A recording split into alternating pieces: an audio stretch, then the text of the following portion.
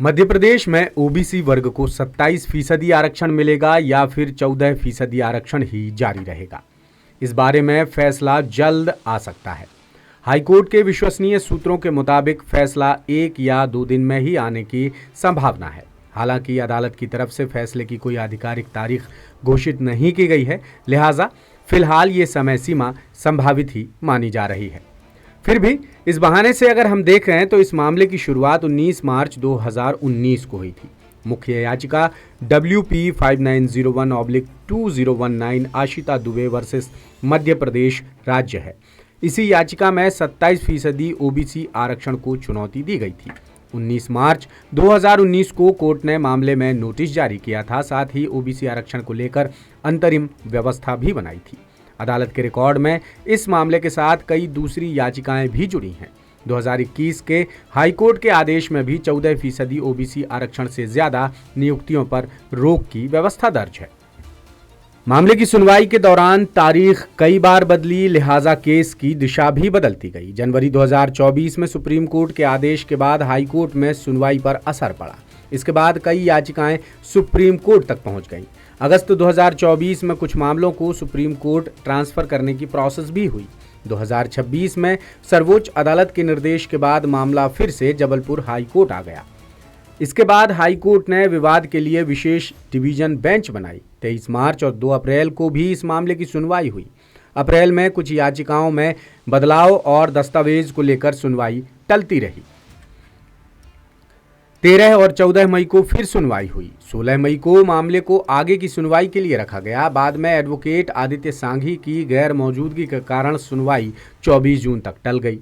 24 जून को नई बेंच के सामने फिर से मामला आया और अदालत ने फाइनल हियरिंग की दिशा तय कर दी। 15 जुलाई से मामले की रोजाना सुनवाई शुरू हुई। 15 जुलाई से 5 अगस्त के बीच मामले में लगातार सुनवाई चलती रही और इस दौरान कुल 14 सुनवाई होने की जानकारी सामने आई है। इस सुनवाई के दौरान सामान्य वर्ग ने 27% आरक्षण को लेकर आपत्ति जताई, जबकि ओबीसी पक्ष ने आरक्षण के समर्थन में अपनी दलीलें पेश की। मोहन सरकार ने भी अपने पक्ष में तथ्य अदालत के सामने रखे। बहस का मुद्दा 50% आरक्षण सीमा रहा, साथ ही 27% ओबीसी आरक्षण बढ़ाने के आधार पर भी जोरदार बहस हुई। सामान्य वर्ग की ओर से अमन लेखी ने संवैधानिक सवाल उठाए। गोपाल शंकरा नारायणन ने कई संविधान पीठ के फैसलों का हवाला दिया। एडवोकेट आदित्य सांघी ने भी सामान्य वर्ग की ओर से दमदार दलीलें पेश की। ओबीसी पक्ष के विनायक प्रसाद शाह और शशांक रत्नू ने भी जवाब दिया। बहस के दौरान इंदिरा साहनी सहित कई बड़े फैसलों की व्याख्या हुई। आखिर में 5 अगस्त को हाईकोर्ट ने फैसला रिजर्व कर लिया। जानकारी के मुताबिक 19 मार्च 2019 से 5 अगस्त 2026 तक ये मामला 92 बार लिस्ट हुआ, यानी सुनवाई शुरू होने से फैसला सुरक्षित होने तक करीब 7 साल 4 महीने का वक्त लगा।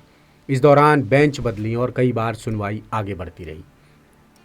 कुछ याचिकाओं का सुप्रीम कोर्ट पहुंचना भी इसी प्रोसेस का अहम हिस्सा रहा। सर्वोच्च अदालत के आदेश के बाद मामलों को वापस हाई कोर्ट में सुनवाई के लिए भेजा गया। फिर विशेष बेंच बनाकर अंतिम सुनवाई पूरी कराई गई।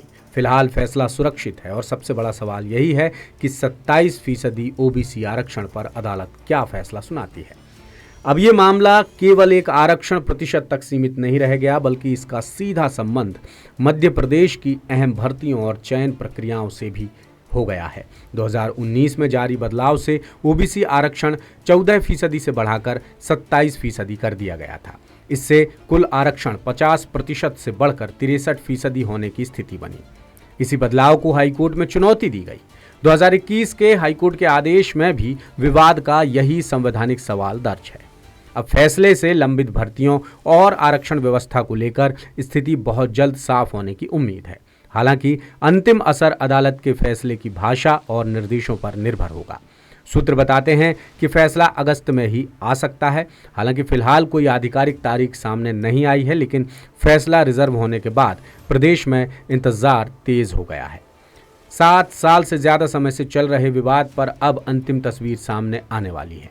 फैसले का इंतजार सामान्य वर्ग, ओबीसी वर्ग और सरकार तीनों को है। साथ ही हजारों अभ्यर्थियों की नज़र भी फैसले पर टिकी हुई है। इधर जानकार बताते हैं कि फैसला किसी भी पक्ष में आए, दूसरे पक्ष का सुप्रीम कोर्ट जाना तय मानिए। खासकर यदि ओबीसी वर्ग के खिलाफ फैसला होता है तो 13% पद अनहोल्ड होना मुश्किल ही नहीं नामुमकिन है।